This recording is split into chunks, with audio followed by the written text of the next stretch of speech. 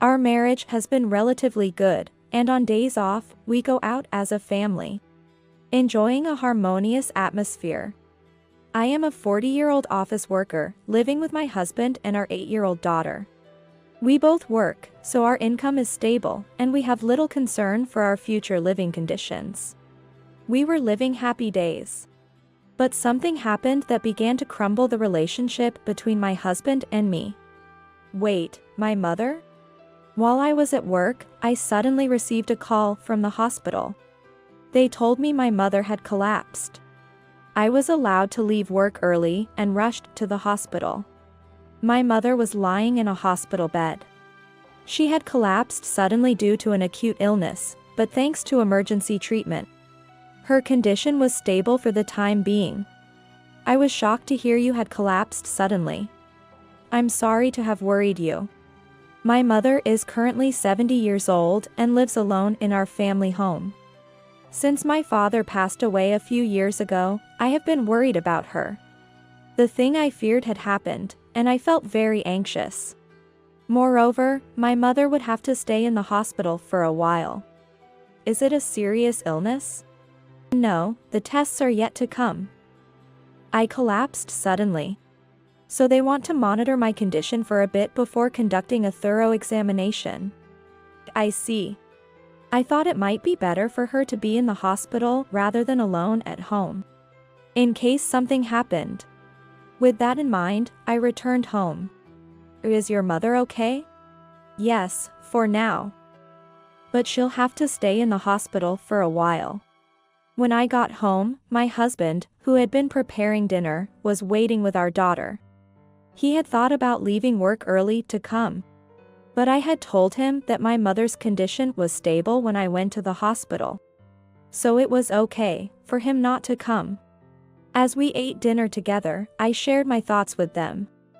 I've been thinking about having my mother live with us once she's discharged. What do you think? I asked, seeking my husband's opinion. To my surprise, he readily agreed. That's totally fine. Being alone at an old age can be daunting. And it's even more worrisome after a sudden illness. Let's support your mother together. I was very happy to hear him say that. It made me feel fortunate to have such a dependable husband. Our daughter praised her father, saying, "Dad, that's so cool." Later, when I visited my mother, I asked, "Mom, would you like to live with us after you're discharged? It would be worrying if something happened while you were alone at home. So, let's live together and support you." No, that would be a bother, she hesitated. Don't worry. It's not a bother at all. I talked to my husband about it yesterday, and he agreed. Really? Yes. We've decided to fully support you as a family, so you don't have to worry about anything. Thank you, I'm glad. Then. But. I'm sorry, I can't live with you. Why? Are you going to stay in the hospital forever? Actually, I've been meaning to tell you later, once I was mentally prepared. I have terminal cancer. My life expectancy is at most a year, maybe even less. I was stunned. The sudden revelation was too shocking, and I struggled to comprehend it. For a while, I was just frozen, unable to process my own feelings as I shared them. I'm sorry I couldn't tell you immediately. I hadn't sorted out my feelings yet. That's why. It's okay. I understand it's hardest on you. But still. As I said this, I was crying. Just the thought of losing my mother was unbearable. Thank you for suggesting we live together. Just knowing that you and your husband care about me so much makes me very happy. My mother said, tears streaming down her face as well. After we both cried for a while, our emotions finally began to calm down a bit. I'll come to visit you every day. You don't have to push yourself. No, I want to come. Let me know if you need anything. Thank you. After returning home, I informed my husband about my mother's cancer. What? Terminal cancer? That's your mother. He was shocked as well and took great care to comfort me. "I'll take care of the household chores while you're visiting her, so don't worry." Thanks to him, I was able to visit my mother every day after work and spend time with her until the end of visiting hours. On weekends, my daughter and husband would come to visit with me, and my mother was visibly pleased. I was very grateful to my husband for creating an environment where we could cherish the limited time left with my mother. Despite my continued visits, my mother's condition worsened day by day. "Mom, are you okay? It's getting tougher, isn't it?" "Well, about that. It's about inheritance. Let's not talk about that now. It'll make you sad. But it's important. I need to talk about it." I was surprised to hear about the inheritance. Apparently, my mother had assets worth over $2 million. As I listened more, I learned that my father had been involved in real estate investment. And after inheriting his properties, my mother had further invested in real estate.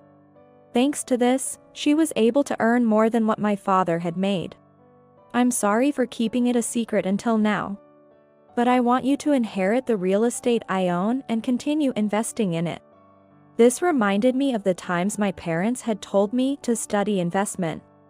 Following their advice, I had studied investment and even gained experience in stock investments. I was grateful for having learned this. And hearing about the assets from my mother was truly shocking. This is important, so remember. Don't recklessly talk about having assets. I trust you to only discuss it with those you can truly rely on. Understood. The first person who came to mind as someone I could trust was my husband. He's a kind and dependable partner. I thought it would be okay to talk to him, but I didn't want to discuss the inheritance yet. I preferred to wait until after my mother had passed. About a month later, my mother passed away peacefully. I had taken time off work to be with her and was able to be by her side until the end. I had prepared myself for her passing and was able to talk to her a lot in the end. After her death, my husband and I arranged the funeral together. After the month memorial service, as I had decided, I told my husband about the inheritance from my mother. "Really? Seriously, $2 million? He was incredibly surprised. "Don't tell anyone else. I'm only telling you because I trust you." "Of course, I won't tell anyone." "I'm glad, thank you." I felt a bit relieved after talking to my husband. Honestly, suddenly inheriting such a large amount of money felt beyond my capacity to manage. Discussing it with my husband seemed like a good idea since it would allow us to plan for the future. However, gradually, my husband's attitude started to change. "What's with that watch?" "Oh, I bought it because I liked the design. It looks nice, but how much did it cost?"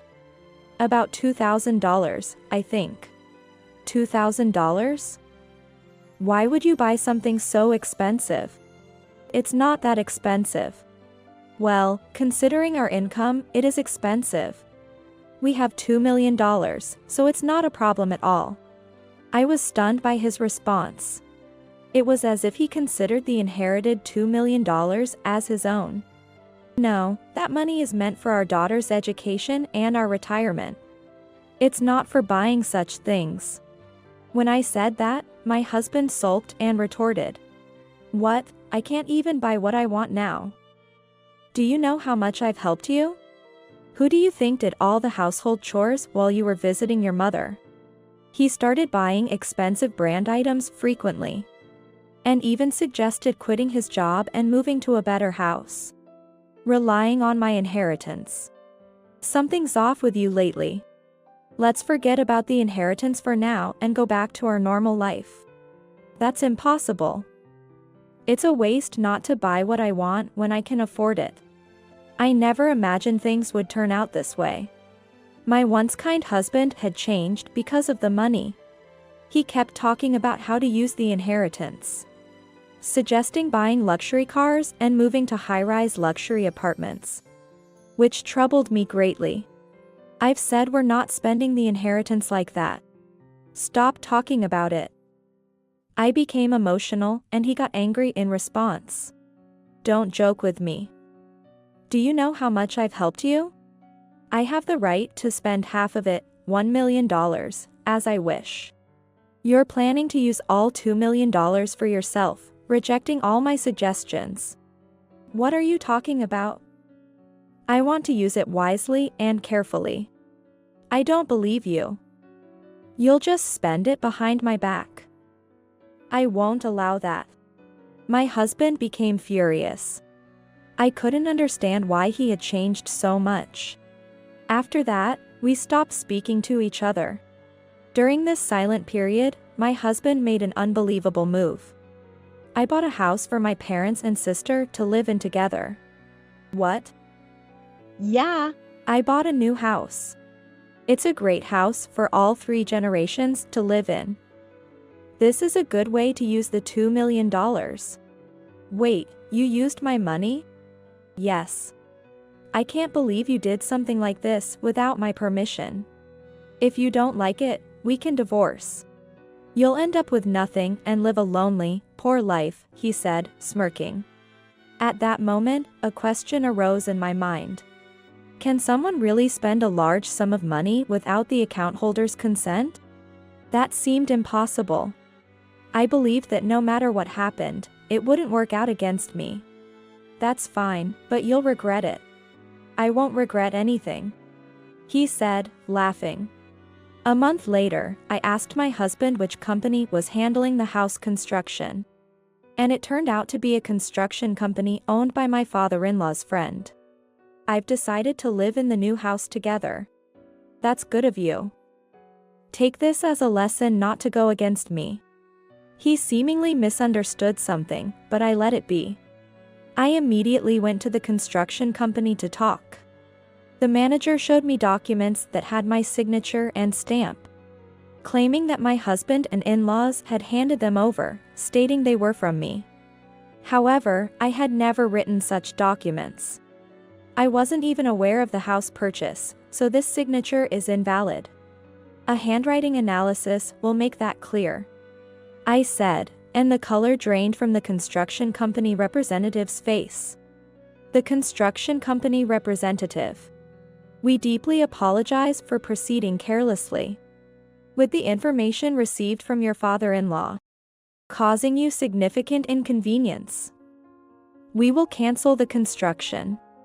I asked the construction company's manager to keep the cancellation a secret from my husband and in-laws, hoping to teach them a lesson, and they agreed. Then, I signed a lease for an apartment and presented my husband with divorce papers, saying, I've realized I can't continue our marriage. Let's get divorced. He was shocked at first, but then scoffed. Do you really want to give up living in a $2 million house? Yes, I don't mind. I knew well that the house hadn't been purchased. I'll take custody of our daughter, and we'll leave the property division as is. When I said that, my husband, with a triumphant look, agreed, saying, Fine by me. After all, I have a new home waiting for me. I was glad I kept the construction company's secret. The divorce proceeded smoother than expected. After that, I signed the divorce papers and had my husband fill them out too. And then I left the house with my daughter. Originally, my daughter liked her father, but she had become scared of him due to his recent changes and started to keep her distance. So, moving away seems to have been a relief for her. The apartment we now live in has good security, but the rent is not too high. Even though I inherited a significant amount of money, I have no intention of changing our standard of living. That way, we continue to live a normal daily life. And I'm making sure my daughter acquires a normal sense of life as well. About a month after starting life in our new home, I received a call from my ex-husband. Hello, hey, what's going on? Why has the construction of the house been cancelled?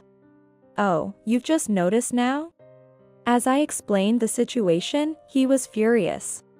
Don't mess with me. That can't be allowed. That's my house.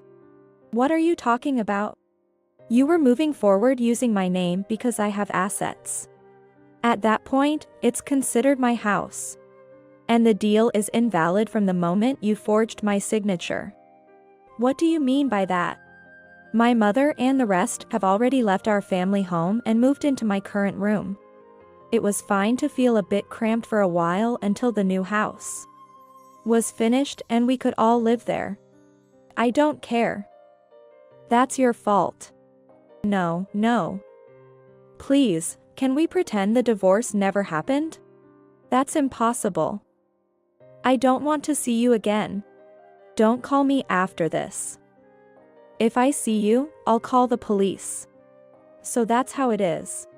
Remember, I could sue you for buying the house without my permission. I won't, so just stay out of my and my daughter's lives forever. Oh, and make sure to send child support every month. After hearing this, my ex-husband seemed devastated, possibly fearing legal action, and agreed. Later, I found out his family had been counting on my money, indulging in branded goods and losing money in stocks, resulting in significant debt. Hearing this, I was simply astounded. I continue to live a peaceful and serene daily life with my daughter. I intend to watch over my daughter's growth and support her in whatever she wishes to pursue, using the inherited money for this purpose and also focusing on growing our assets.